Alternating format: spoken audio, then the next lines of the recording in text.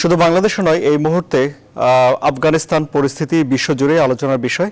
কিন্তু বাংলাদেশে আমাদের এই ঘটনায় এদেশে কোনো রকম প্রভাব পড়বে কি? আমাদের কি কোনোভাবে সতর্ক হওয়ার বা কোনো রকম কোনো কিছু করার কি দরকার আছে? বাংলাদেশে কি প্রভাব পড়বে তা জানার জন্য বিশিষ্টজনদের আজ আমরা আমন্ত্রণ জানিয়েছি জনতন্ত্রে গণতন্ত্রে। আমি আনোয়ার সাদি আপনাদের এই অনুষ্ঠানে স্বাগত জানাচ্ছি। আমাদের সঙ্গে রয়েছেন সাবেক নির্বাচন কমিশনার অবসরপ্রাপ্ত brigadier general doctor M Shakhawat Hossain. আমাদের সঙ্গে রয়েছেন নিরাপত্তা বিশ্লেষক অবসরপ্রাপ্ত এয়ার কমোডর জনাব ইশফাক এলাহী চৌধুরী, রয়েছেন সাবেক পররাষ্ট্র সচিব তৌহিদ হোসেন, রয়েছেন জাহাঙ্গীরনগর বিশ্ববিদ্যালয়ের সরকার ও রাজনীতি বিভাগের অধ্যাপক ডক্টর আব্দুল লতিফ মাসুম। আপনাদের সবাইকে স্বাগত জানাচ্ছি। আলোচনা শুরু করছি এয়ার কমোডর জনাব ইশফাক এলাহী চৌধুরী, আপনাকে দিয়েই।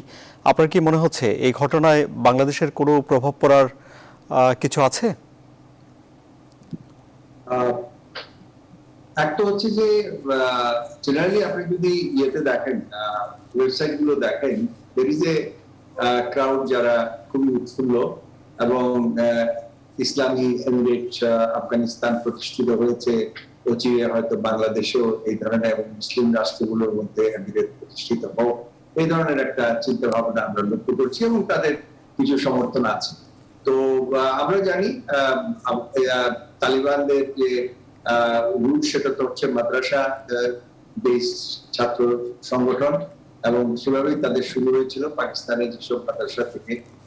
তো এখন যে জেনারেশন এখানে আসছে সেটাই কিন্তু তাদেরই অনেকের নেতৃত্বে তাদেরই সন্তানাদি এখানে আছে। মোল্লা ওমরের ছেলে ওয়ান অফ দ্য কন্টেন্ডার, হাক্কানির ছেলে কন্টেন্ডার। তো সুতরাং আমার মনে হয় এখানে যারা মাদ্রাসা ভিত্তিক ছাত্র সংগঠন বা রাজনৈতিক সংগঠন যেগুলো আছে, যেমন ধরুন আপনার একসময় ইসলামিক শাসনতন্ত্র আন্দোলন, তাদের স্লোগান ছিল আমরা সবাই তালিবান, বাংলা হবে আপনার, এবং সেটা তখন তারা মিছিল মিটিং করেছে ওসামা বিন লাদেনের পোস্টার সহ সেখানে।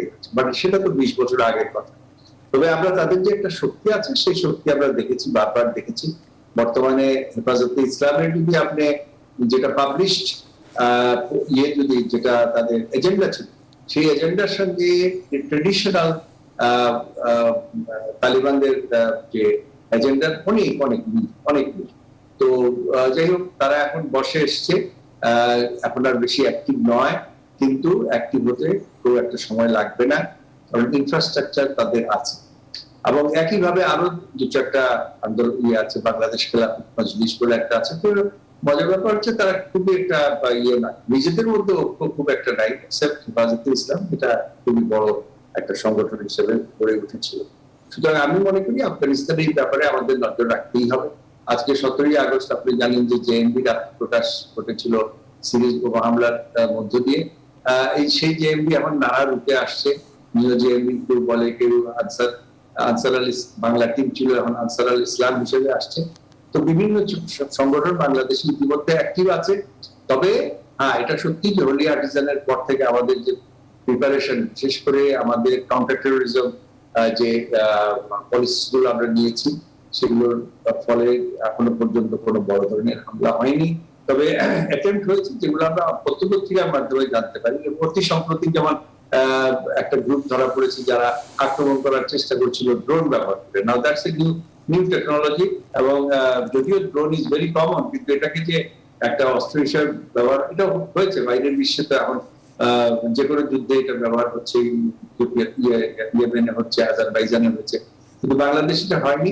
তো এটা একটা সংযোজন। তবে আমি মনে করি যে নিরাপত্তা ব্যবস্থা এখন থেকে অনেক বেশি শক্তিশালী। তবে যেটা এখনো হচ্ছে যে প্রচার মাধ্যমে তাদের একটা বিরাট একটা স্থান তারা দখল করে নিয়েছে, যেখানে আমাদের সাংঘাতিক রকমের ঘাটতি আছে, ইনক্লুডিং আপনাদের মিডিয়া। ইনক্লুডিং মিডিয়াতে আপনারা যেসব অনুষ্ঠানের মধ্যে কাউন্টার প্রোপাগান্ডা, যেটা কাউন্টার ন্যারেটিভ বলি, সেটা হচ্ছে না। সুতরাং আমাদের সাবধান থাকতে হবে। অনেক ধন্যবাদ। আমি আবারও আপনার কাছে এই আলোচনা নিয়ে আসবো। জনাব তৌহিদ হোসেন, ফেসবুকে কারো কারো উচ্ছ্বাস অনেকেরই চোখে পড়েছে এবং জনাব ইশফাক এলাহী চৌধুরী বলছেন যে সাবধান থাকা দরকার আছে। আপনার কি মত?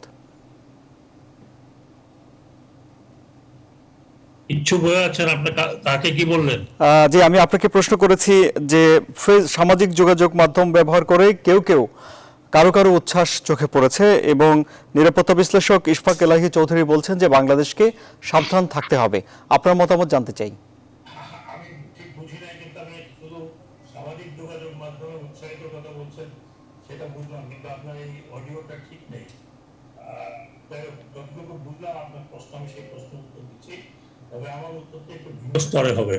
দেখুন, বিষয়টা হচ্ছে যে আজকে নিশ্চয়ই আপনি জানেন, আজকে টোলো নিউজ, যেটা একটা প্রাইভেট চ্যানেল কাবুলে, টোলো নিউজের উপস্থাপিকা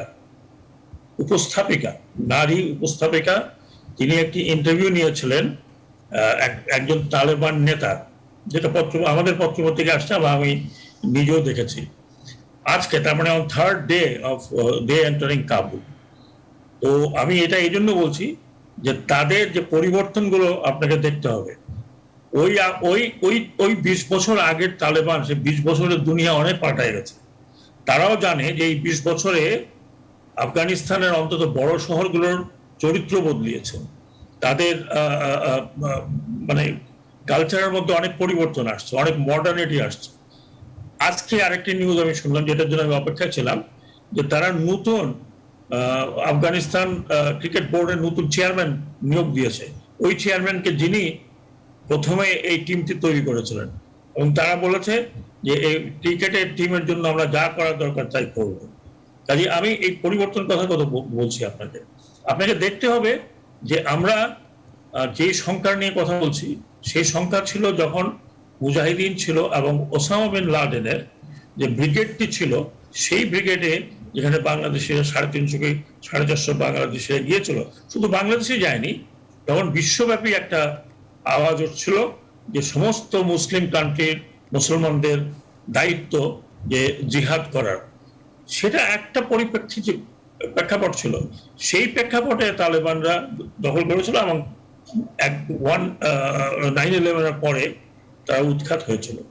এই আমরা যখনই আলাপ করব তখন আমরা কিন্তু কতগুলো প্রেক্ষাপট নিশ্চয়ই দেখব। এবার যে তালেবানরা আসছে, আপনি যদি মনে করেন যে 15 দিনে দে সোয়েপ্ট দ্য হোল কান্ট্রি। আগে তারা নর্থে যেতে পারেনি, এখন শুধু হাজারা তারা টাচ করেনি, বিকজ হাজারা এই যে শিয়া মেজরিটি জায়গা, সেখানে দে আর স্টিল নেগোসিয়েটিং।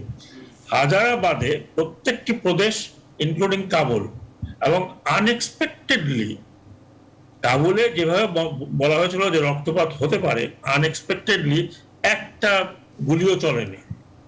তার মানে যে তারা একেবারে ভুই ফুড়ে চলে আসছে, আকাশ থেকে চলে আসছে। গতবারের সাথে এর মধ্যে গতবার তো কাবুলে প্রচুর রক্তপাত হয়েছে, আমরা রাস্তাঘাটে অনেক কিছু দেখেছি।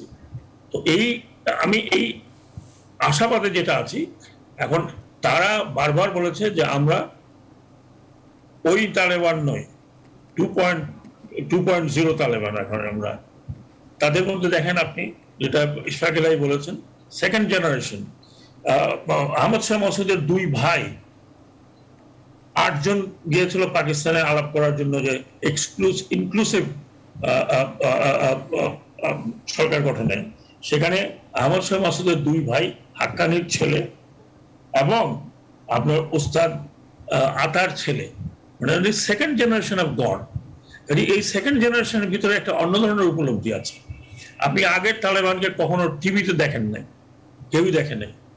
আজকে কিন্তু সোহেল শাহিনকে প্রতিদিনই দেখা যায় ইন্টারন্যাশনাল টেলিভিশনগুলোতে, সে বারবার বলছে।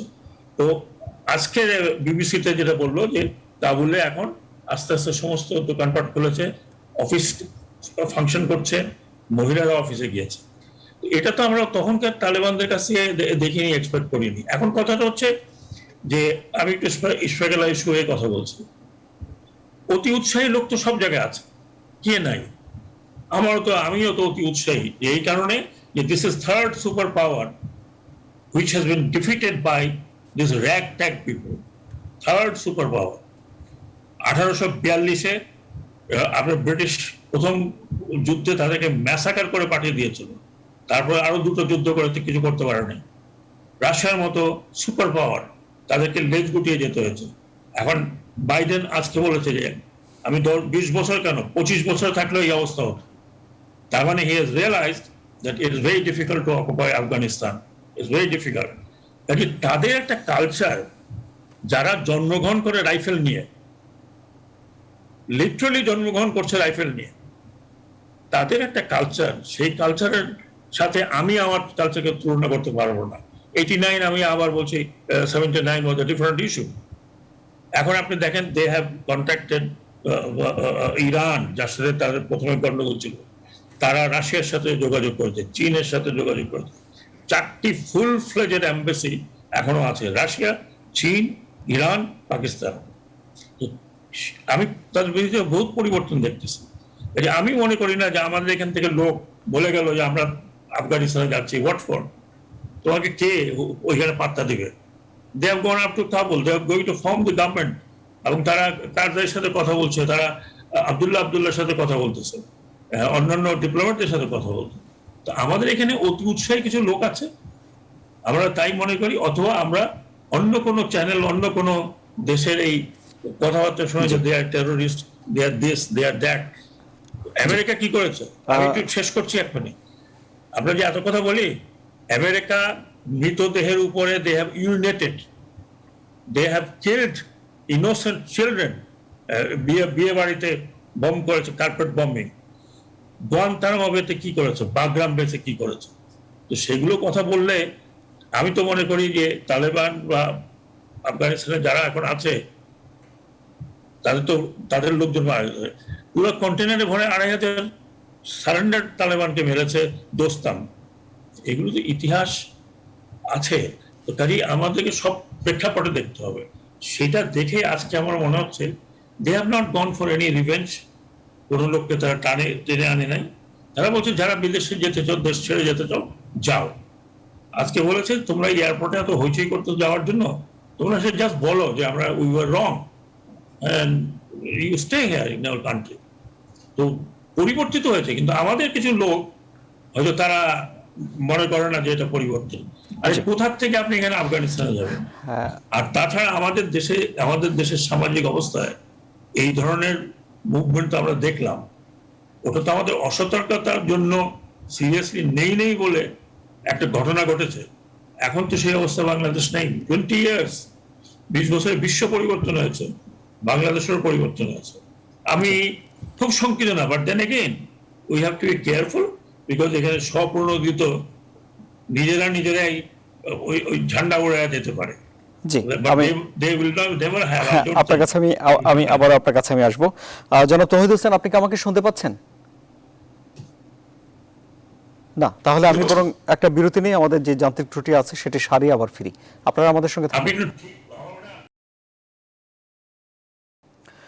আবারও স্বাগত। আপনারা দেখছেন জনতন্ত্র গণতন্ত্র।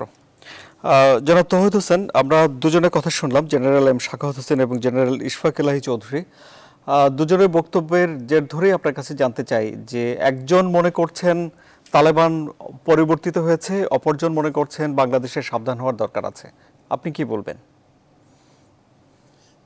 ওকে, আসলে ওনারা দুজনে আসলে বেশিরভাগ পয়েন্টস কভার করেছেন। আমি কয়েকটা পয়েন্ট শুধু অ্যাড করবো। এখনো যে একটু এ নিয়ে কথাবার্তা হচ্ছে যে তালেবানের যে উচ্চ নেতৃত্ব, তাদের মাঝে বেশ খানিকটা পরিবর্তন কিন্তু লক্ষ্য করা গেছে।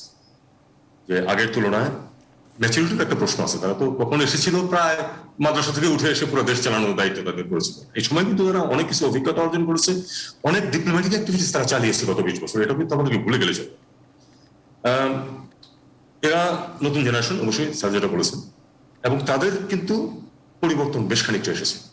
এখানে একটা আশঙ্কা অনেকেই ব্যক্ত করছেন, যেটা সেটা হলো যে তৃণমূল পর্যায়ে যে নেতৃত্ব আছে তালেবানের, সেখানে এই পরিবর্তনটা অতটা লক্ষণীয় না। তাদের মধ্যে এখনো, তারা তো বিচ্ছিন্ন ছিল, তাদের মধ্যে এখনো পুরোনো ধ্যান ধারণা বেশ খানিকটা রয়ে গেছে, মেয়েদেরকে ঘরের ভিতরে ঢোকানো ইত্যাদি ইত্যাদি। আর এটা তো আমরা জানি যে এই ধরনের রাজনীতি যারা করে তাদের প্রথম দায়িত্ব হয়ে দাঁড়ায় মেয়েদেরকে ঘরের ভিতরে। তো এইটা নিয়ে খানিকটা সংঘাত কিন্তু আফগানিস্তানের ইতিহাস যদি আমরা দেখি, কখনো কিন্তু কেন্দ্রীয় নেতৃত্ব সুপ্রিম পাওয়ারফুল কোনোদিনই ছিল। ইভেন রাজা যখন ছিলেন তিনি কিন্তু লোয়া জিরগার মতামত নিয়েই সবকিছু করতেন, যদিও তার ক্ষমতা ছিল। তারপরেও কিন্তু এমন লোকাল যেই বডিগুলি ছিল তারা কিন্তু অনেকটাই অটোনমাস ইন্ডিপেন্ডেন্ট ছিল। এই জিনিসগুলো আমাদের একটু খেয়াল রাখতে হবে। এটা হলো আফগানিস্তানের দিকে। একটা জিনিস আমাদের বুঝতে হবে, যেটা সেটা হলো যে কাতারে যে ভদ্রলোক গতকালকে ইন্টারভিউ দিয়েছেন প্রথম আলোতে, উনি কিন্তু বলেছেন যে আমাদের আফগানিস্তানের বাইরে কোনো এজেন্ডা নেই। এটা কিন্তু আগের মতামতের সাথে মেলে না, যেটা আগের তালিবানদের যে মতামত আমরা উল্লেখ করেছিলাম সেটার সাথে মেলে না। কেন মেলে না? কারণ তারা উপলব্ধি করেছে যে এবার তারা কিন্তু একটা ফ্রিক হিসাবে ক্ষমতায় আসেন। তারা কিন্তু মার্কিন যুক্তরাষ্ট্রকে পরাজিত করে, যুদ্ধে পরাজিত করে তারা ক্ষমতায় এসেছে, এবং তারা এবার ক্ষমতায় এসেছে কিন্তু দীর্ঘদিনের জন্য। ঠিক কোন ফর্মে থাকবে তো সেটা আমরা অনেক কিছু ভাবতে পারি, যেহেতু কিছু ডেমোক্রেটিক হতে পারে, কিছু ইনক্লুসিভ হতে পারে, আলাপ আলোচনা চলছে যেটা বলা হচ্ছে, অমিত কারজাইয়ের মতো লোকের সাথে তো আলোচনা হচ্ছে, তো সেগুলি হবে। কিন্তু এবার তারা কিন্তু লং টার্ম চিন্তা করছে, ডে টু ডে না কালকে কি করবো সেটা। এবং সেখানে আমাদেরকে দেখতে হবে যে রাশিয়ার সাথে, চীনের সাথে পাকিস্তানের একটা সহজ, কারণ তাদের সৃষ্টি হয়েছে পাকিস্তান। ইনফ্যাক্ট আমি খানিকটা, হয়তো আমাকে কারেক্ট করতে পারবো না, আমি খানিকটা দোষ দেই কিন্তু মুজাহিদিন সরকারকে এদের সৃষ্টির জন্য। কারণ মুজাহিদিন সরকার ক্ষমতা এসেছে কিন্তু পাকিস্তানের মাধ্যমেই সাহায্য পেয়েছে আমেরিকানদের কাছ থেকে, কিন্তু এসেই তারা খুব তাড়াতাড়ি ভারতের সাথে বন্ধুত্ব পাতিয়ে ফেলেছে। পাকিস্তানের এটা পছন্দ করার তো কোনো কারণ নেই, যে তারা এত স্যাক্রিফাইস করেছে, এত লোকদেরকে তারা আশ্রয় দিয়েছে, তারপরে দেখা গেল যে তারা পুরোপুরি ভারতের দিকে ঝুঁকে গেছে। কাজেই পাকিস্তানের সাথে তাদের সমস্যা হওয়ার কথা নয়। চীন, রাশিয়া, ইরানের প্রশ্ন এসছে, তাহলে আমরা কি দেখতে পাচ্ছি যে চারপাশের দেশগুলিতে কিন্তু তারা এক ধরনের আবহ সৃষ্টি করছে যে তারা একটা রেসপন্সিবল, আমি তাদেরকে অনর্থকী প্রশংসা করতে জানাই, কিন্তু যেটা তাদের প্রকৃত ঘটনা সেটা আমাদের স্বীকার করতে হবে। দেখা যাচ্ছে যে তারা একটা রেসপন্সিবল অ্যাক্টর হিসেবে কিন্তু ভূমিকা পালন করতে শুরু করেছে। তারা এই যে কাবুলে যখন ঢুকলো, প্রচুর রক্তপাত হতে পারতো না, ইচ্ছা করলে হতে পারতো, হয়নি। কিন্তু এটা কিন্তু কয়েকজন মারা গেছেন কিন্তু আমেরিকানদের গুলি, তালেবানের গুলিতে না।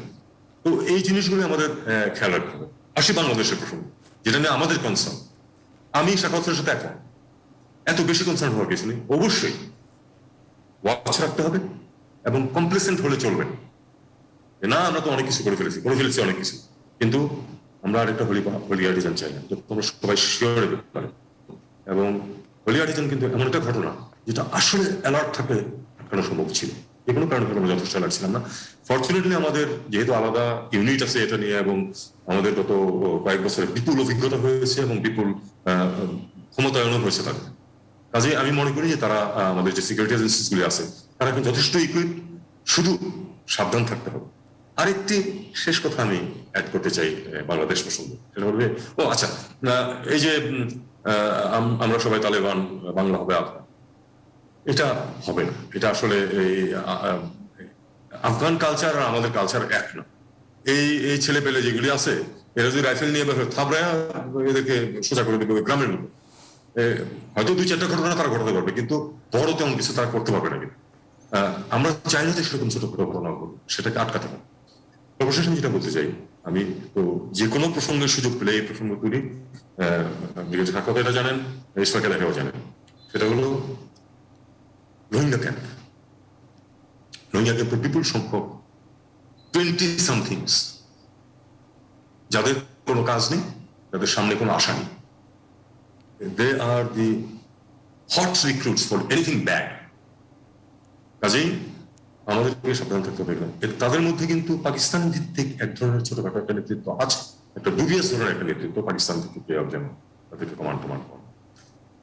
আমাদের ব্যর্থতা হচ্ছে, এখনো ব্যর্থতা, আমি এখনো বারবার বলে যাচ্ছি, যেটা আমাদের করতে হবে সেটা হলো যে এই ক্যাম্পগুলোতে আমাদের নিয়ন্ত্রণ নিতে হবে। আমাদের সরকারের নিয়ন্ত্রণ নাই, আসলে খুব ঢিলাঢালা নিয়ন্ত্রণ।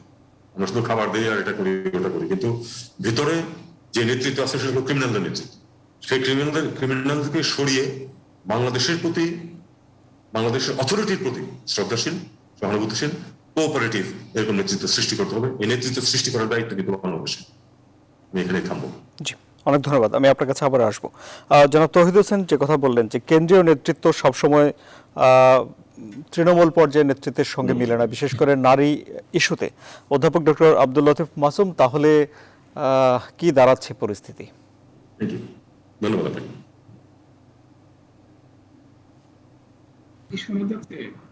জি, ডক্টর আব্দুল লতিফ মাসুম, আপনি শুনতে পাচ্ছেন আশা করি। আপনার কাছে আমি বিশেষ করে নারীদের বিষয়টাতে জানতে চাই।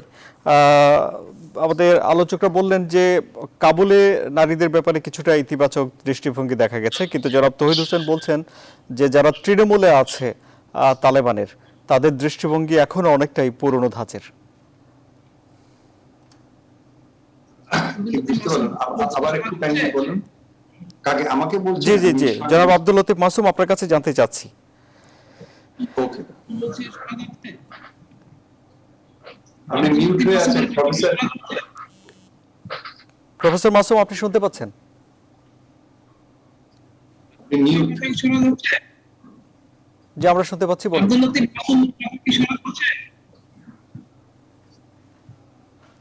আব্দুল লতিফ মাসুমের কথা কি শোনা যাচ্ছে? জি, শোনা যাচ্ছে, আপনি বলুন। জি বলুন।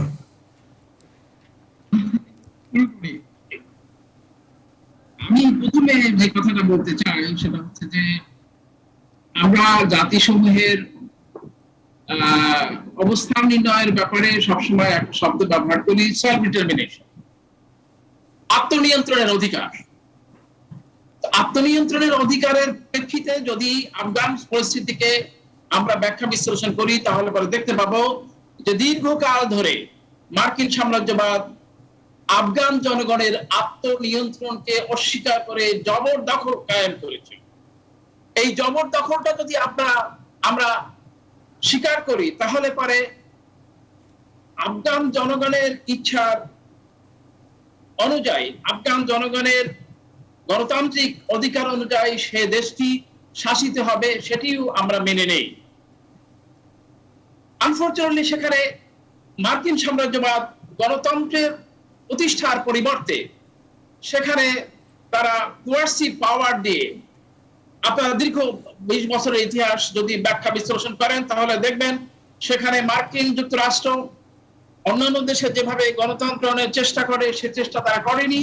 গণতান্ত্রিক শক্তি, গণতান্ত্রিক কালচারের উদয় সেখানে হয়নি।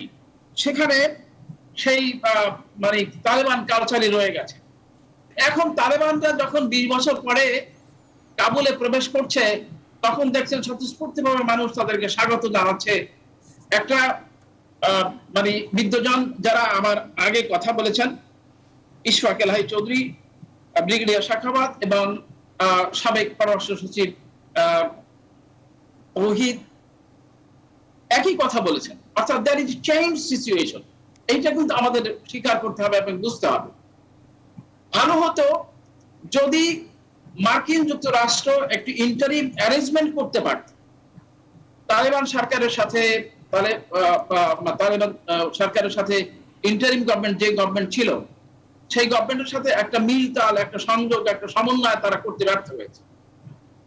যখন এটা মানে ব্যর্থ, আমরা তো এটা আশা আকাঙ্ক্ষার কথা বলতে পারি, কিন্তু যেখানে বাস্তবতা, সেখানে বাস্তবতা হচ্ছে এই যে সেটা হয়তো করা সম্ভব হয়নি। এবং সে কারণে জো বাইডেন এখন বলছেন যে একটি দেশের গৃহযুদ্ধ তো আমরা অংশীদার হতে পারিনি। এবং সেটাই ভালো কথা যে সেখানে আমরা সবাই বুঝি যে মার্কিন যুক্তরাষ্ট্রের যে গোল ছিল আফগানিস্তানে তা তারা অর্জন করেছে, অর্থাৎ সেখানে তালেবান সরকারকে পরাজিত করা, সেখানে ওসামা বিন লাদেনকে শেষ করে দেওয়া, সেখানে তালেবান বা তাদের ভাষায় উগ্র ফান্ডামেন্টালিস্ট ফোর্সকে অবদমিত করা, সেটা তারা করেছে। এখন দীর্ঘকাল ধরে তো এই আপনারা লক্ষ্য করেন যে সবচাইতে প্রতিবাদী বা সবচাইতে র্যাডিক্যাল মার্কিন প্রেসিডেন্ট ট্রাম্প কাজটা শুরু করেছেন। তিনিই বলেছেন প্রথম যে শীঘ্র আফগানিস্তান থেকে মার্কিন সৈন্য প্রত্যাহার করা হয়। সুতরাং সেই ধারাবাহিকতায় এইটা হয়েছে এবং এইটা গুরুত্বপূর্ণ যে জনগণকে, যে কোনো দেশের জনগণকে সেই দেশের ইচ্ছা আকাঙ্ক্ষা অনুযায়ী সেই দেশকে শাসন করার অধিকার এবং সম্মতি দিতে হবে। এখন তালেবানরা যদি চায় যে সে দেশে ইসলাম কায়েম করবে, আমাদের আপত্তি করার কোনো কারণ নেই। এবং আমরা যদি মনে করি যে বাংলাদেশে আমরা ইসলাম কায়েম করব না, বাংলাদেশের যেটা যথার্থভাবে বলা হয়েছে যে বাংলাদেশের কালচার আর আফগানিস্তানের কালচার তো এক নয়। বাংলাদেশে একটি গণতান্ত্রিক কালচার যদিও এখনো অসম্ভব ভাবে ব্যাহত হয়েছে, কিন্তু তবুও আমরা মনে করি যে বাংলাদেশের জন্মটাই হচ্ছে গণতান্ত্রিক সংস্কৃতির মাধ্যমে একটা গণতান্ত্রিক আবহাওয়া আছে। বাংলাদেশের লোক মনে রাখতে হবে যে বাংলাদেশের লোক ধর্মপরায়ণ কিন্তু ধর্মান্ধ নয়। জি মোল্লাতন্ত্র তারা আহ, পছন্দ করে না কেউই। জি প্রফেসর আব্দুল লতিফ মাসুম, আমি থাকুক জি এটা পছন্দ করে, আবার তারা মোল্লাতন্ত্রকে ইনভাইট করে না।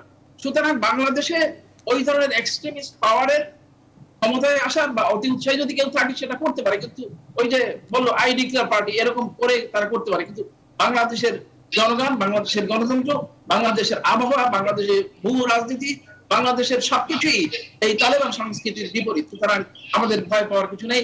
যে দেশ যেভাবে শাসিত হতে চায়, যে দেশের জনগণ যেভাবে শাসিত হতে চায়, সেটি আমাদের বোঝা উচিত। আমাদের জি সেটা সেই অনেক ধন্যবাদ আপনাকে। আমি আবার আপনার কাছে আসবো আশা করছি। অবসরপ্রাপ্ত এয়ার কমান্ডার জনাব ইশফাক এলাহি চৌধুরী, বক্তারা বলছেন যে তালেবানের মধ্যে তারা কিছুটা পরিবর্তন দেখতে পাচ্ছেন। তাহলে এই ক্ষেত্রে আপনি বাংলাদেশকে যে সাবধান থাকতে বলছেন, সেই বক্তব্যকে আপনি অটুট থাকবেন এখনো?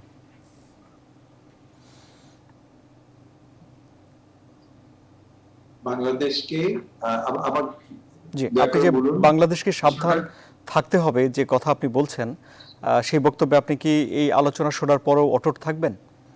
থাকতে হবে যে কথা আপনি বলছেন, সেই বক্তব্যে আপনি কি এই আলোচনা শোনার পরেও অটুট থাকবেন? না, আমি বলেছি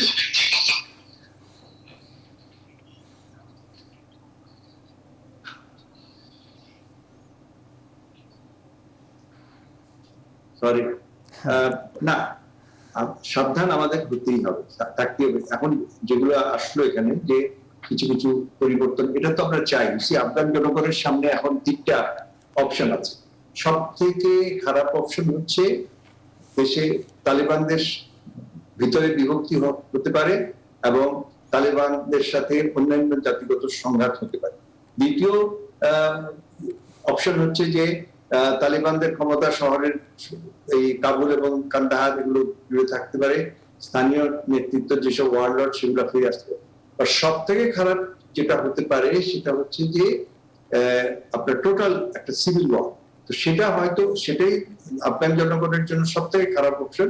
সেটা যদি না হয় সেটা আমরা সবাই সচেষ্ট থাকবো। সেটা যদি হয় তাহলে এটা স্পিল ওভার করবে আমাদের এলাকায়, স্পিল ওভার করবে বা পরে আসবে আশেপাশে যেসব জায়গা আছে সেখানে, যেসব রাষ্ট্র আছে সেখানে স্পিল ওভার করবে, করে তারপরে পাকিস্তান, ভারত, বাংলাদেশেও স্পিল ওভার করতে পারে। এখন পর্যন্ত তো শান্তি আছে সেখানে। জেনারেল সাখাওয়াত যেসব স্টোরি বললেন, আমিও ইতিমধ্যে কিছু কিছু ইয়েতে দেখলাম যে হ্যাঁ আপনার ইভেন নর্দার্ন অ্যালায়েন্সের যে ইয়ে ছিল তার ছেলে সেখানে সেও পাকিস্তানে গেছে, আলাপ আলোচনা চলছে। তো তার সে কিছুদিন আগেও বলেছিল যে আমি তালেবানদেরকে এখানে ঢুকতে দিব না আমাদের এলাকায়, কিন্তু সে এখন পাকিস্তানের কাছে নেগোসিয়েশন হচ্ছে। তবে দীর্ঘমেয়াদী সেখানে শান্তি যদি বজায় থাকে তাহলে তো সেটা সবার জন্যই ভালো। সেই শান্তি আবার গোরস্থানের শান্তি না, সেই শান্তি হতে হবে একটা দেশের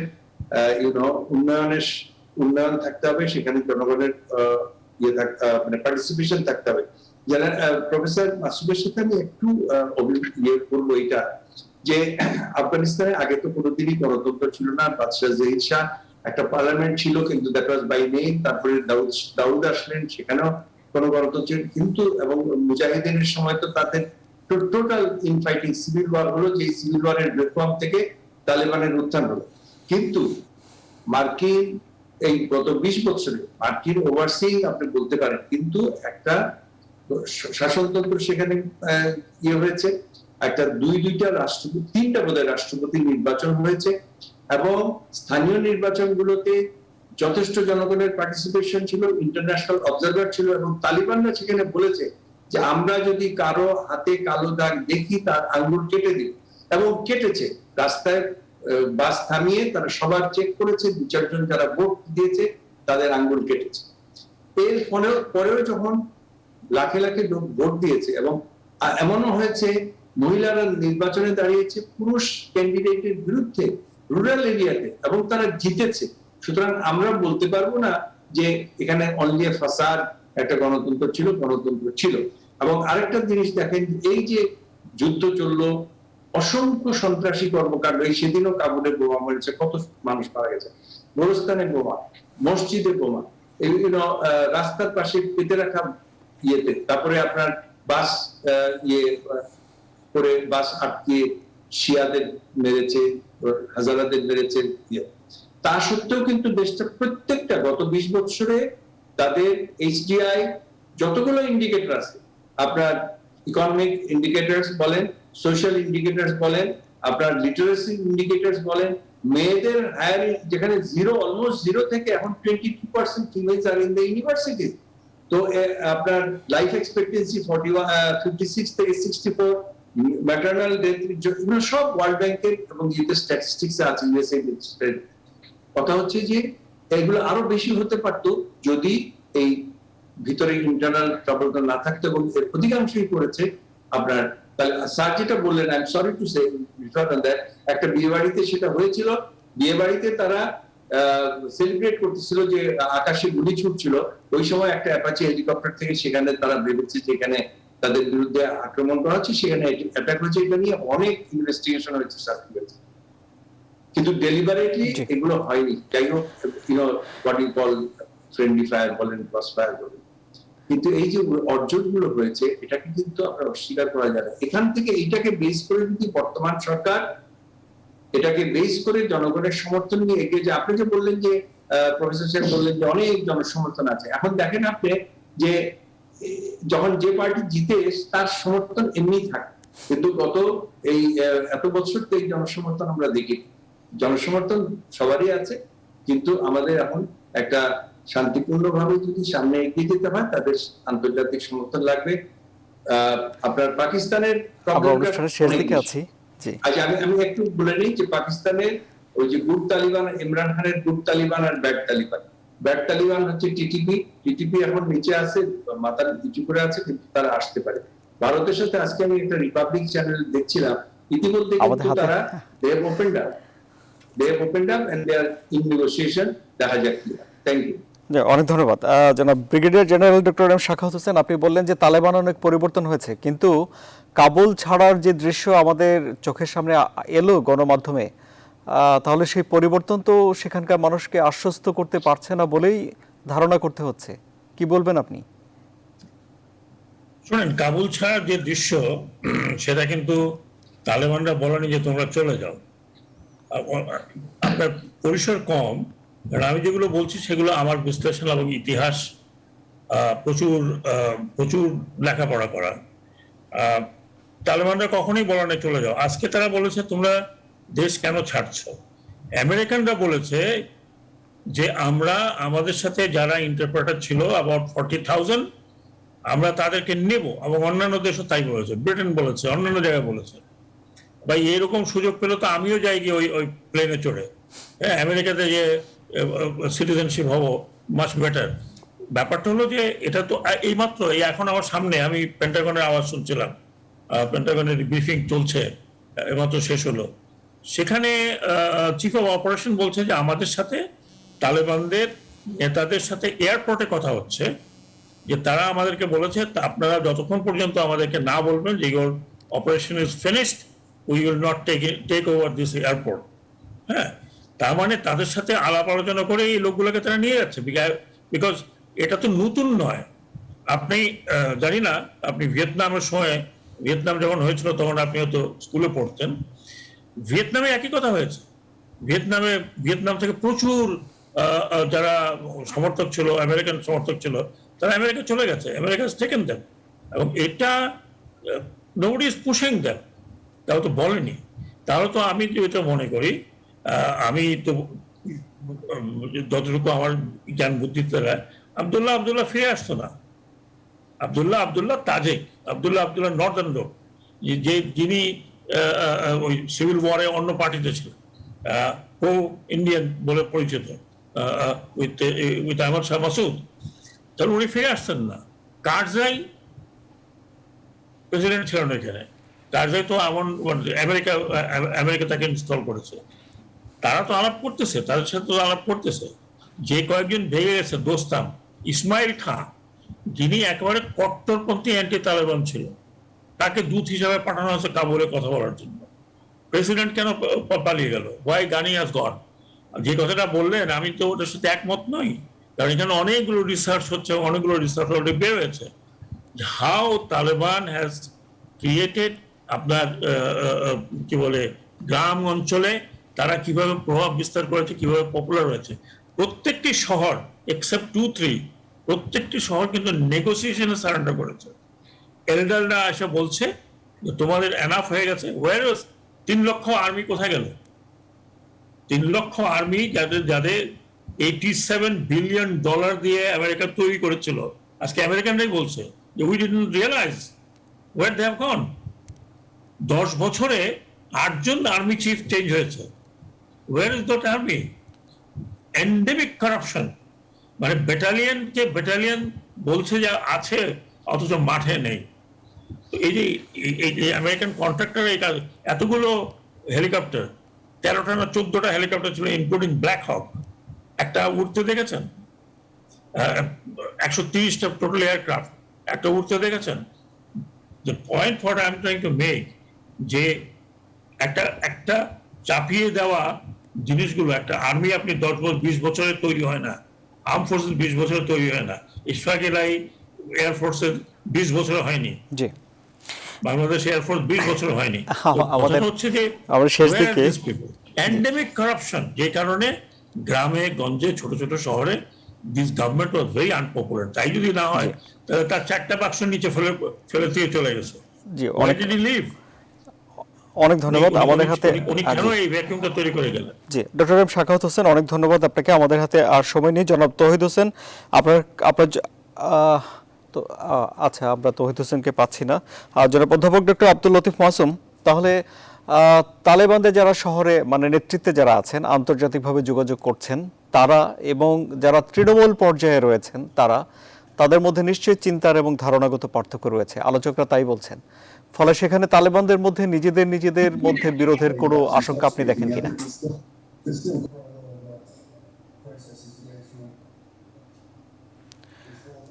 প্রফেসর মাসুম। জি, প্রশ্ন হলো যে তালেবানদের একটি অংশ আন্তর্জাতিকভাবে কূটনৈতিক যোগাযোগগুলো করছেন এবং কিছু পরিবর্তন বহির্বিশ্বে তারা দৃশ্যমান করেছেন। তালেবানদের যারা তৃণমূলে রয়েছেন গ্রামাঞ্চলে, তাদের চিন্তাভাবনা যদি আগের তালেবানের মতো থেকে যায়, তাহলে তালেবানের ভেতরে বিরোধ এর কোনো আশঙ্কা আপনি দেখছেন কিনা বা সম্ভাবনা দেখছেন কিনা?